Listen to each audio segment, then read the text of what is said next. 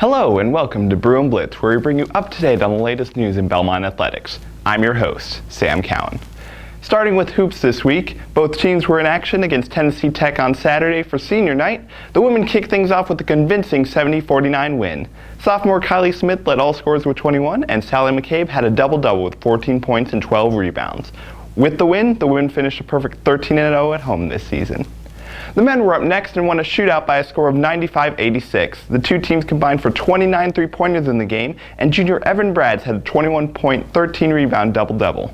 The women then hit the road on Wednesday for a game at Eastern Kentucky. The Bruins came out on top 65-51 as junior Lauren Thompson led Belmont with 16 points, and Smith got a 13-point, 11-rebound double-double. Moving on to the Diamond, the baseball team opened up their season with a 3-game series against Illinois State over the weekend. Belmont won the first game 7-5 on Friday before Illinois State dominated the Bruins 23-5 on Saturday. The Bruins secured a series win with a 13-10 victory to wrap up the series on Sunday. Of note was junior Brendan Washington, who hit .545 in the series with a home run, and sophomore Ben Coker, who had 5 RBIs.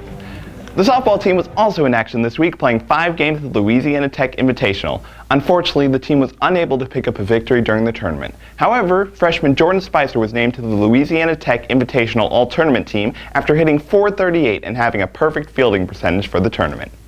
The men's golf team teed up for the start of their spring season Monday and Tuesday at the Wexford Intercollegiate in Hilton Head, South Carolina. The Bruins finished 5th overall in the 16-team field. Senior Scott Barnhart led all Belmont golfers, shooting a .217 for the tournament, and sophomore Noah Trankler was close behind, shooting .219. Both men finished in the top 20 for the tournament. Moving on to another court, the women's tennis team were on the road playing against Alabama Huntsville. The Bruins fell in that match by a score of 5-2. Coming up in sports, both men's and women's track and field will be in action on Friday and Saturday for the OVC Indoor Championship on the campus of Tennessee State University. The men's tennis team will be back in action on Friday with a match at Vanderbilt. That match is scheduled to start at 4 p.m. The women's tennis team will also be in action across town playing at Lipscomb with the match starting at 7 p.m. The women then return home for a match Saturday against Western Kentucky at 6 p.m. The softball team will be on the road again at the Central Arkansas tournament over the weekend. Friday, they are scheduled to face South Dakota State at 9 a.m. and Central Arkansas at 3:45 p.m. Next comes a game against the University of Louisiana Monroe on Saturday at 1:30 p.m. And finally, a game against the University of Arkansas Pine Bluff at 11 a.m. on Sunday.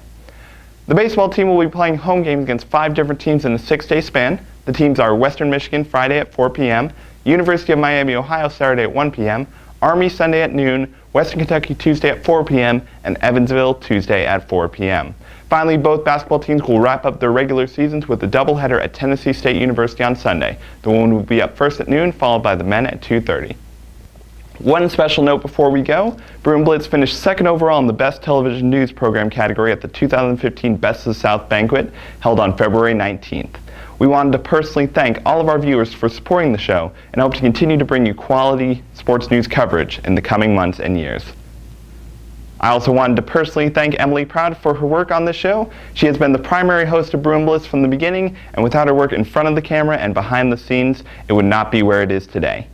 With that, we wrap up this edition of Bruin Blitz, but check back every Friday for an all-new episode at BelmontVision.com. Be sure to follow us on Twitter at sports@BU for all the latest Belmont athletics news.